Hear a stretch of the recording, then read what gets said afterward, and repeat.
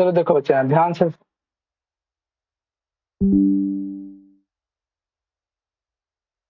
हम्म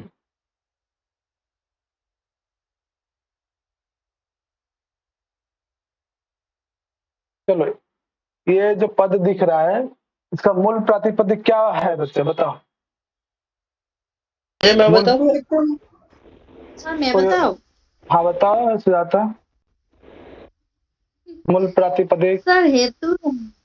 हेतु। अच्छा विशाल सही है।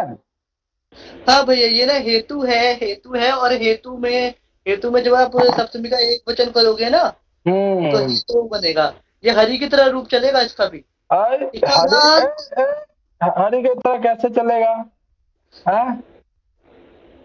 देखो भैया, उकारांत है हरि और की तरह। हरि इकारांत है। नहीं, मेरा कहने का मतलब है प्रक्रिया वही होगी जो हरि में हुई थी। प्रक्रिया इसकी सिद्धि में ना, लेकिन ये मूल हाँ, प्रातिपदिक जो है मूल किसके समान प्रातिपदिक। हाँ, मूल हेतु प्रातिपदिक है। तो उकारांत है। हाँ तो उकारांत शब्द जो है ना। हम्म। हाँ बच्चा चलो सुनो। तो भैया, मेरे ये जो कहने का मतलब ये था कि जो हाँ इकारांत और उकारांत शब्द होते हैं ना, उनकी प्रक्रिया सेम होती है। तो एक अगर इकारांत सीख लिया तो उकारांत भी हाँ अपना बन जाता है। बिल्कुल बिल्कुल। तो इसमें आपने देखा कि सप्तमी व्यक्ति का एक वचन होता है, तो इसका जी। कारक चिन्ह क्या होता है? क्या? कारक चिन्ह क्या होगा सप्तमी व्यक्ति का एक वचन अर्थात जो अधिकरण है उसका कारक चिन्ह क्या है? उसका है आधारो अधिकरणम। है ना? ठीक है। सत्य, और आ, सूत्र है, सूत्र विधायक उसके लिए लगेगा सप्तम्य अधिकरणे च। ठीक। ओके तो देखो क्या हेतु है ना, तो इसकी विभक्ति चिन्ह अधिकरण में उसमें जो विभक्ति या चिन्ह बताते हो क्या बोलते हैं, विभक्ति में या पर, है ना? हिंदी जी। में और पर यही होता है हेतु में। लेकिन भैया, यहाँ पे हेतु नहीं होगा मेरे ख्याल से। यहाँ हाँ पे ना ये निमित्त सप्तमी है, तो यहाँ पर होगा हेतु होने पर। हाँ ठीक है, होने होने पर या हेतु होने अर्थ में, है ना? देखो अब किसी भी चीज के, है ना, अब देखो यहाँ पे ध्यान रखना, जैसे कि आपने इससे पहले पढ़ा था एक तो काला दोनों अत्यंत सहयोगी सूत्र में जहाँ पे क्रिया द्रव्य और गुण तीनों आया था, है ना? उसके बाद अपवर्गीय तृतीया में क्या आया था? अपवर्गीय तृतीया में किस ऊपर किस क्रिया। क्रिया। है ना? अपवर्गीय तृतीया है, सिर्फ सिर्फ क्रिया की बात हो रही है ना? देखो ध्यान से, हेतु अर्थ में हेतु का मतलब क्या होता है? कारण। हेतु कहते हैं कारण, कारण को। कारण। है ना? यानी जो जो किसी भी क्रिया को साधक या पूरा करने में है ना, जो करण के रूप में हेतु के रूप में जो सहायक होता है ना? जैसे कोई कुम्हार है ना, चाहे द्रव्य को उत्पन्न करने में, गुण को उत्पन्न करने में या क्रिया को उत्पन्न करने में कोई भी अगर हेतु बनता है, उसका कारण बनता है ना, तो उस हेतु पद में, है ना, क्या बनेगा? तृतीय व्यक्ति लग जाएगा, है ना? जो किसी भी क्रिया को, गुण को, द्रव्य को उत्पन्न करने में, जैसे कोई कुम्हार है ना, डंडे से जो है चक्र घुमाता है, जो चक्का होता है, देखा है आपने कभी? ये जो कुम्हार है ना, इसके पास क्या एक डंडा दिख रहा है आप लोग को? जी सर। है ना? है ना? गांव देहात में आज भी जो है जो मिट्टी के दिए वगैरह देखते हैं या बर्तन देखते हैं, चक्के को अब तो काफी एडवांस हो गया है, कई जगह जो है इलेक्ट्रॉनिक वाला भी आ गया है ना? तो घूमते रहता है अपना, है ना? नहीं तो पहले के टाइम पे क्या होता था कि डंडे से घुमाया जाता था, है ना? तो जैसे जैसे डंडा घुमाकर ये चक्र जो है घूमता रहता, उसी हिसाब से भाई कुम्हार लोग क्या करते थे, मिट्टी के बर्तन या अन्य चीज बनाते थे, है ना?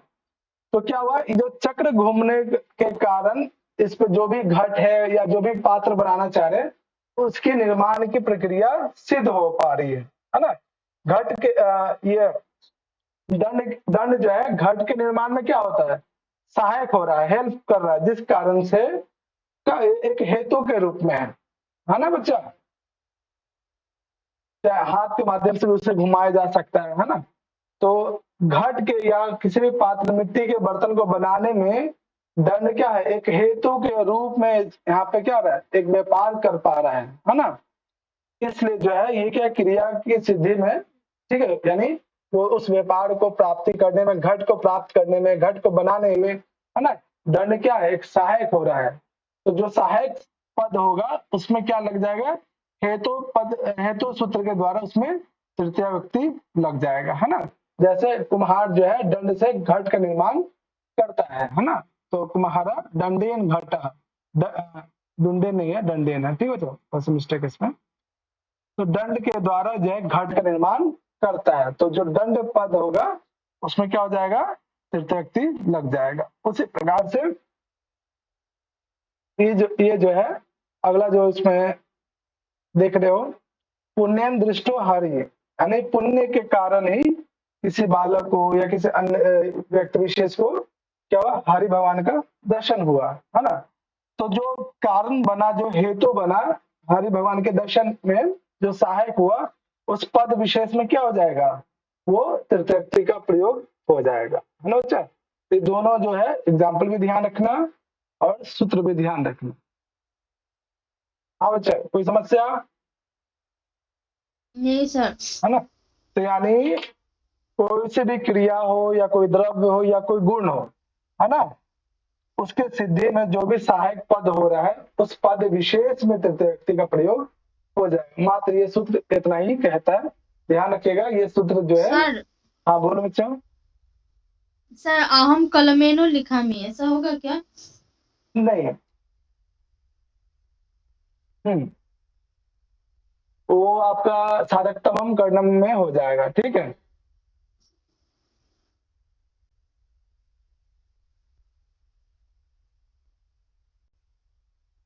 ठीक, इसका उदाहरण एक बार और समझा दीजिए, हेतु वाला। हाँ देखो, ध्यान से सुनना। देखो बेसिकली ये हेतु जो सूत्र है ना, जी किसी भी क्रिया को पूरा करने में सहायक होता है ना। देखो ये किसी न किसी द्रव्य के साथ, किसी न किसी गुण के साथ, या किसी न किसी क्रिया, है ना। अब जैसे घट बनाना हो, घट के निर्माण, है ना, कोई पात्र बनाना मिट्टी का कुछ भी, है ना, और उसमें कोई कुम्हार है ना। तो कुम्हार क्या कर रहा है, ये जो चक्र आप देख रहे हैं, इस चक्र को घुमाने, इस चक्र को घुमाने के कारण, है ना, इस चक्र को किसके माध्यम से घुमाया जा रहा है, इस दंड के माध्यम से, है ना। के माध्यम से। तो ये दंड हेल्पफुल है या नहीं है घट को बनाने में, बताओ। जी, घट के इसलिए निर्माण दंड में, हेतु है और हेतु होने के नाते उसमें तृतीय व्यक्ति का प्रयोग किया गया है। हाँ अगर तो ये जो हाँ बोलो। जो भी किसी कार्य का कारण होगा उसमें तृतीय व्यक्ति का प्रयोग होगा। हाँ ठीक है, किसी के निर्माण में, किसी की क्रिया की प्राप्ति में, है ना, इसलिए जो है उसमें तृतीय व्यक्ति हेतु पद से लग जाएगा। ये जो है दो, इसमें साधक तमम करण से क्यों नहीं हुआ? चलो हाँ, अब इसमें कोई साधक तमम कर्णम से क्यों नहीं, आपको बताएंगे।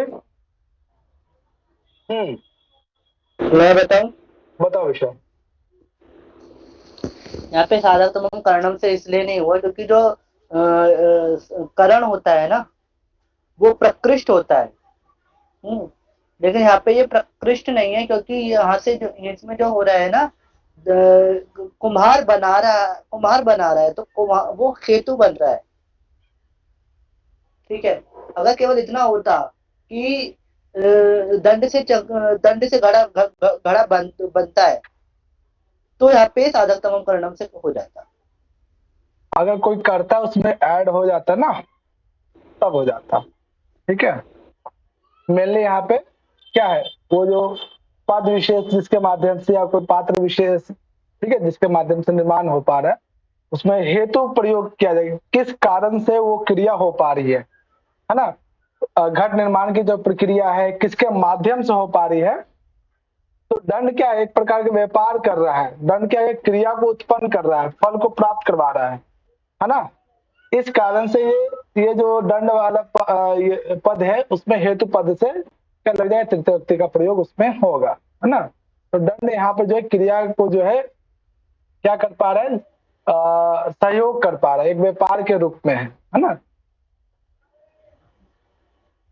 ये जो है दो सूत्र जरूर ध्यान रखना, हेतु और इससे पहले जो आपने पढ़ा ये है ना, इसके बाद ये वाला छोड़ देना, इसमें कुछ खास नहीं है। चलो अगला देखो यहाँ पे, एक बार कुछ छूट गया था क्या? सर इसमें तो सूत्र ही नहीं दिखाई पड़ रहा है। एक मिनट बच्चा, नहीं नहीं इसमें नहीं है, ये नहीं, एक बीच में छोड़ना था। हाँ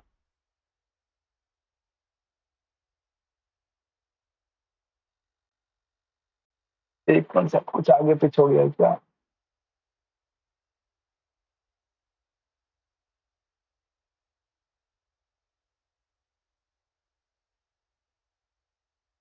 हाँ ठीक है ठीक है, चलो कुछ छूटा नहीं है, मैं वही देख रहा था कहीं कोई वार्तिक तो छूटता नहीं गया। चलो बच्चा देखो यहाँ पे,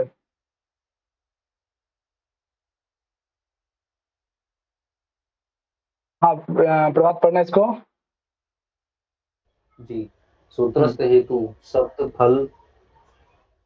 शब्द से फल या प्रयोजन का भी ग्रहण होता है। हेतु रूप में गृहीत होने के कारण फलवाचक शब्द में तृतीय व्यक्ति होती है, यथा हाँ अध्ययन वसति, हाँ देखो अध्ययन बच्चा, करने के प्रयोग में रहता है। हाँ हेतु का एक अर्थ तो कारण अर्थ में है ना, कि जो घट का निर्माण हो रहा है वो दंड के कारण ही संभव हो पा रहा है ना। तो एक अर्थ कारण अर्थ में भी हेतु का प्रयोग किया जाता है, जिस कारण से इसमें तृतीय व्यक्ति का प्रयोग होता है। इसके अतिरिक्त किसी न किसी फल या प्रयोजन की प्राप्ति में भी, है ना, कि आप इस समय यहाँ पे किस कारण से ऑनलाइन क्लास कर पा रहे हैं, क्यों मतलब किस प्रयोजन के कारण जो है आप यहाँ पे ऑनलाइन क्लास के लिए आ रहे हैं, है ना। अध्ययन करने के प्रयोजन से या फिर जेआरएफ करने के प्रयोजन से, है ना। तो ये जो हेतु है ना, ये फल या किसी न किसी प्रयोजन अर्थ को भी बताता है ना। तो यदि हेतु रूप में किसी न किसी फल या प्रयोजन शब्द जो है, अगर इस अर्थ में भी हेतु पद का प्रयोग किया जा रहा है, तो जो फलवाचक या फिर प्रयोजन वाचक जो पद होगा उसमें भी तृतीय व्यक्ति का प्रयोग हो जाएगा। यानी इस हेतु पद से दो प्रकार के अर्थों में, कारण अर्थों में भी या फिर फल या प्रयोजन अर्थों में भी तृतीय व्यक्ति का प्रयोग होता है। जैसे कोई जो है बालक जो है, कोई भी छात्र जो है अध्ययन के कारण जो है दिल्ली में रहता है ना, सामान्य अर्थ कि कोई बालक जो है अध्ययन के कारण पढ़ाई के लिए जो है, या पढ़ाई के लिए जो है दिल्ली में रहता है ना। तो दिल्ली में रहने का क्या प्रयोजन है इस बालक का? अध्ययन, है ना, पढ़ाई।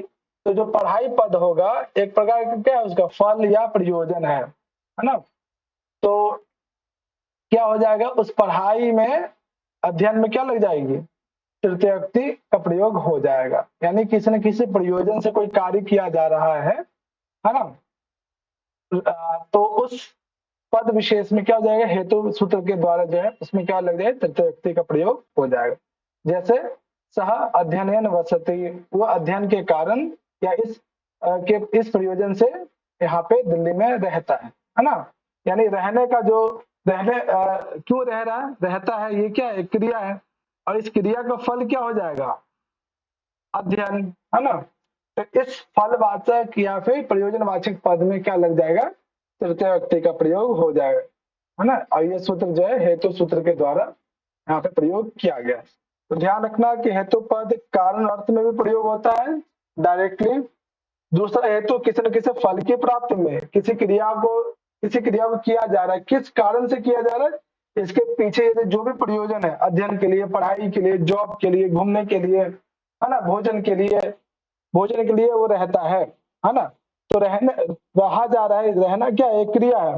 ये जो क्रिया क्यों किया जा रहा है, किसी खास प्रयोजन के लिए है। तो जो प्रयोजन पद होगा या जो फलवाचक पद होगा उसमें क्या लग जाएगी, तृतीय व्यक्ति का प्रयोग हो जाएगा। यानी हेतु दो प्रकार के पदों में, दो अर्थों में प्रयोग किया जाता है, एक प्रयोजन की सिद्धि में और दूसरा फलवाचक या किसी न किसी प्रयोजन के अर्थ में भी जो है इस हेतु पद का प्रयोग किया जाता है।